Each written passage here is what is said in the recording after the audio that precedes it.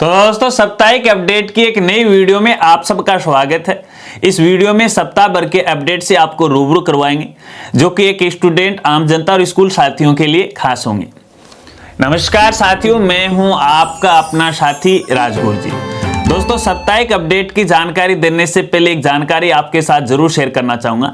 देखिए पिछले कुछ दिनों से हम वीडियो अपलोड नहीं कर पा रहे हैं और इसको लेके कई साथियों के लगातार मुझे इंस्टाग्राम पे मैसेज आ रहे हैं कि राजगुरु जी क्या बात है, कोई अपडेट की जानकारी नहीं दे पा रहे हो, क्या आपका स्वास्थ्य पानी तो ठीक है क्या।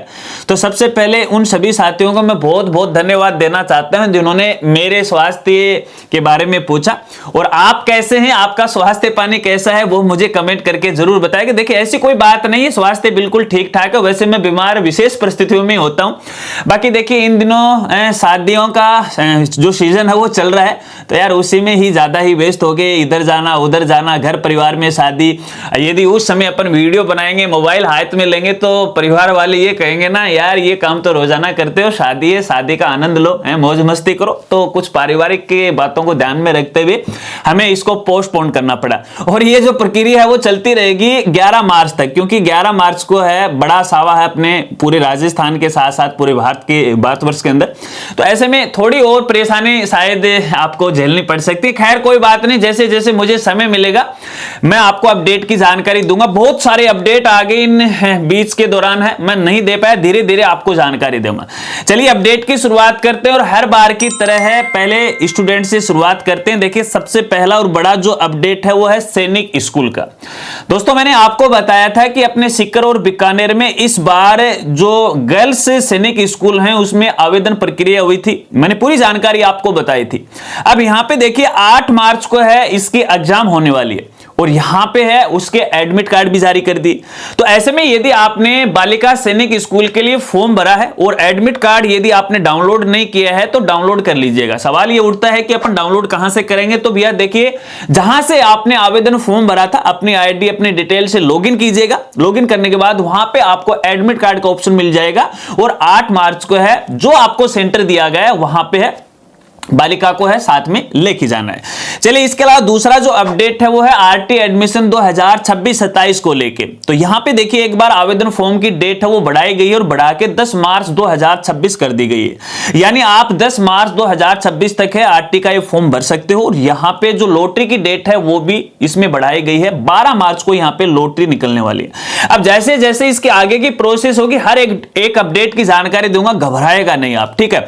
हालांकि देखिएगा वैसे मैंने सोशल मीडिया पे इसकी जानकारी है वो शेयर कर दी थी कि भी डेट है वो एक्सटेंड कर दी, वीडियो तो मैं नहीं बना पाया, ठीक है। अब जिन्होंने फॉर्म नहीं भरा है तो जल्दी से वो भर दीजिएगा। अब इसके बाद लॉटरी निकलेगी, फिर डॉक्यूमेंट वेरिफिकेशन की प्रोसेस चलेगी, ठीक है। और वैसे में किसी के यहां पे आवेदन फॉर्म में कोई गलती हो गई तो इसको लेके भी मैंने वीडियो बना रखा है, उसकी पूरी प्रोसेस समझा रखी है, आप कैसे उसमें अपडेट कर सकते हो। चलिए इसके अलावा यहां पे एक तीसरा और बड़ा अपडेट यहां पे पीटीटी एग्जाम 2026 को लेके, जैसा कि साथियों मैंने आपको हमारा जो दूसरा चैनल है राजगुरु जी एडू के ऊपर बताया कि पीटीटी के फॉर्म है यहां पे भरना वो शुरू हो गए हैं और उसके आवेदन प्रोसेस भी मैंने यहां पे वो बताई थी। तो ऐसे में देखिए फिलहाल 2 वर्षीय पीटीटी के फॉर्म है वो भरे जा रहे हैं। अब इसके बाद बहुत सारे ऐसे कैंडिडेट हैं उन्होंने सवाल किया कि 4 वर्षीय बीएड के फॉर्म भरे जाएंगे या नहीं भरे जाएंगे। तो साथियों बताना चाहूंगा देखिए इस बार यहां पे अपने राजस्थान में 4 वर्षीय बीएड को बंद करने की योजना है वो बनाई जा रही है। अभी यहां पे राजस्थान सरकार की कोई गाइडलाइन है संबंधित पीटीटी कार्यालय को प्राप्त नहीं हुई है, हालांकि उन्होंने सूचना सरकार को भेज रखी है। अब ये कह नहीं सकते कि इस बार यहां पे 4 वर्षीय पीटीटी के फॉर्म भरवाए जाएंगे या नहीं भरवाए जाएंगे, अभी मैं 100% आपको नहीं कहूंगा, लेकिन जहां तक मुझे लग रहा है कि 4 वर्षीय पीटीटी के फॉर्म इस बार भरने की बहुत ही कम यहां पे संभावना बन रही है।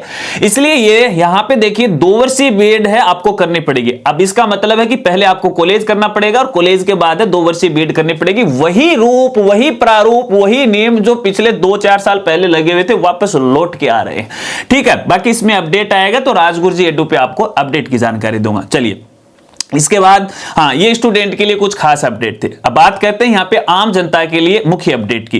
तो यहाँ पे सबसे पहला और बड़ा जो अपडेट है वो खाद्य सुरक्षा राशन कार्ड को लेके, जिसे अपन एनएफएसए कार्ड भी बोलते हैं। तो यहाँ पे देखिएगा यदि आपको खाद्य सुरक्षा राशन कार्ड के तहत फ्री में गेहूं लेना है तो भैया अभी भी पोर्टल वो खुला, आप आवेदन कर सकते हो। जिन्होंने फ्री राशन के लिए फ्री गेहूं के लिए आवेदन नहीं किया कीजिएगा, नहीं प्रोसेस का पता है तो इसके लिए हमारी अलग से वीडियो और एक लेटेस्ट वीडियो भी है, आज ही मैं कोशिश करूंगा अपलोड करने की, उसमें पूरी जानकारी आपको बता दूंगा। ठीक है, चलिए इसके बाद यहां पे एक सबसे बड़ा सवाल साथियों ने, किसान भाइयों ने मेरे से पूछा है कि पीएम किसान की जो 22वीं किस्त है वो कब तक होगी, क्योंकि बहुत सारे क्रिएटर वो दावा कर रहे थे कि फरवरी माह में है, फलानी तारीख को है, ये जो पीएम किसान की 22वीं किस्त है वो जारी हो जाएगी, यानी खाते में पैसे आ जाएंगे। अब यहां पे इससे पहले भी मेरे पास कमेंट आए तो कई साथियों ने मैंने कहा कि अभी इसकी कोई पुख्ता जानकारी नहीं, और आज भी यहां पे देखिए मैं 7 मार्च को ये वीडियो बना रहा हूं, 7 मार्च तक भी कोई ऑफिशियल जानकारी प्राप्त नहीं हुई है। तो ऐसे में देखिए जब तक मेरे पास कोई ऑफिशियल जानकारी नहीं आ जाती है तब तक मैं यहां पे कोई भी वीडियो नहीं बनाता हूं, केवल व्यूज पाने के लिए मैं वीडियो कभी नहीं बनाता हूं, मैं अथेंटिक और सही जानकारी आपको देता हूं।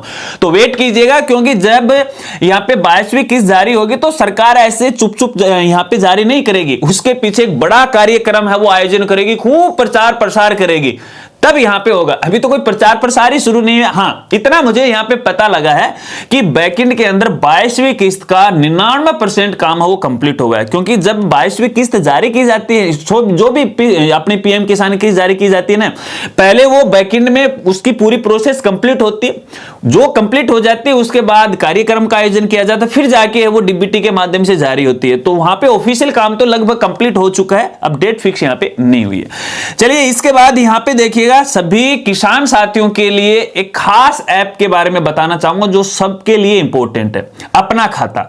देखिए अपना खाता की वेबसाइट है, ठीक है, उसका भी मॉडिफिकेशन किया है। अब यहाँ पे एक ऐप है वो लॉन्च की गई, हालांकि लेटेस्ट नहीं की गई है, काफी दिन हो गए यहाँ पे मैं बता नहीं पाया आपको।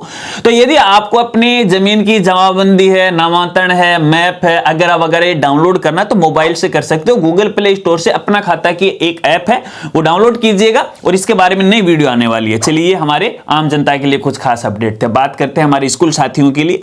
तो यहाँ पे देखिए स्कूल साथियों के लिए सबसे पहला और बड़ा खास अपडेट ये है पीएसपी पोर्टल को लेकर। देखिए पीएसपी पोर्टल पे यहां पे रोल नंबर का एक मॉड्यूल या ऑप्शन स्टार्ट किया हुआ है। अब इस मॉड्यूल को कोई भी स्कूल साथी काम में नहीं लेता है, तो ऐसे में सभी स्कूल साथियों को मैं कहना चाहूंगा, चाहे आपकी स्कूल नॉन बोर्ड वाली हो या फिर बोर्ड वाली हो, सभी स्टूडेंट को इस मॉड्यूल के माध्यम से नॉन बोर्ड के और बोर्ड कक्षाओं के रोल नंबर यहां पे आप अपडेट जरूर कीजिएगा, क्योंकि ये जो ऑप्शन चालू किया गया है कि वैसे नहीं चालू किया गया है, इसमें यहां पे है काफी सारे स्टूडेंट को फायदा मिलने वाला है और स्कूल को भी यहां पे काफी मदद होने वाली है। तो ऐसे में ये काम जरूर कीजिएगा। इसको लेके अगर कोई शंका है क्या करना है तो कमेंट करके मुझे बताएगा। चलिए इसके बाद यहां पे देखिए सेशन 2025-26 की परीक्षा परिणाम घोषित करने की जो तिथि है वो 25 मार्च है, शायद आप सब जानते हैं, क्योंकि शिवरा पंचांग में यहां पे संशोधन है वो किया गया है। तो 25 मार्च को आपको अपने नॉन बोर्ड कक्षाओं का रिजल्ट वो जारी करना है। अब इससे पहले आपको अपने कुछ तैयारियां करनी है। तैयारियां का मतलब ये है कि देखिए सारे काम एक साथ अचानक से नहीं होंगे। एक तो आपके यहाँ पे अटेंडेंस जो रजिस्टर है उसकी पूरी काउंटिंग वगैरह वगैरह सही कर लीजिएगा, उसमें हॉलीडे वगैरह वगैरह दर्शा के है वो सही काम कर लीजिएगा। इसके बाद आपके एसआर की पूरी जो डिटेल्स है वो कर लीजिएगा, क्योंकि हर साल हमें एसआर के अंदर स्टूडेंट को प्रमोट करना पड़ता है। तो प्रमोट आपको पता है कि नॉन बोर्ड कक्षाओं के लगभग स्टूडेंट प्रमोट हो ही जाते हैं। केवल आप जो बोर्ड कक्षाएं हैं जब तक उनका रिजल्ट नहीं, उनका काम आप एक बार पेंडिंग में रख लो, बाकी सभी स्टूडेंट को है आगामी कक्षा के लिए आप प्रोसेस वो कर दीजिएगा। और इसी प्रकार से पीएसपी पोर्टल पे आपको यहां पे करना है। चलिए, और हाँ, जो रिजल्ट एक्सेल शीट है उसमें भी आप अपना डेटा चढ़ा सकते हैं। देखिए कई साथियों के मेरे पास इस शीट को लेके मैसेज आए कि इसमें वृक्षारोपण के कॉलम नहीं है वगैरह वगैरह, ये नहीं है। तो देखिए जब मार्कशीट यहाँ पे डिजाइन की जाती है तो उसके अंदर हर चीज की डेटा एंट्री नहीं हो सकती है, होने को तो हो सकती है लेकिन इसके पीछे है ना बहुत यहाँ पे माथाफोड़ी भी होती है। दूसरी बात, ये जो वृक्षारोपण का कार्यक्रम है वो यहाँ पे एक्सेल शीट में अलाउ नहीं होता है, लागू भी नहीं होता है। यहाँ पे बैकएंड के अंदर अपना जो परीक्षा संधारण रजिस्टर होता है उसी के अंदर है वो सारी डिटेल चढ़ानी होती है, फिर उनका एक जो अंक होते हैं उनका कैलकुलेशन करके वो हमें मार्कशीट या अपने एक्सेल शीट में चढ़ाने होते हैं। तो वो आप काम कीजिएगा, कहीं पर आपको दिक्कत नहीं आने वाली है, क्योंकि इसको लेके यहाँ पे विभाग की कोई स्पष्ट गाइडलाइन भी नहीं है कि आपको ये करना। और ये जो रिजल्ट शीट है वो केवल आपकी सुविधा के लिए है, विभाग के लिए नहीं है। जब वो रिजल्ट जमा करवाएंगे तो यहाँ पे कुछ चीजें मांगी जाएंगी आपसे कि आप ये दो, टोटल क्लास में कितने बच्चे थे, फर्स्ट डिवीजन कितने की है, वो वृक्षारोपण मार्कशीट वगैरह वगैरह आपसे कोई जमा नहीं करवाएगा, ये आपकी सुविधा के लिए, ठीक है।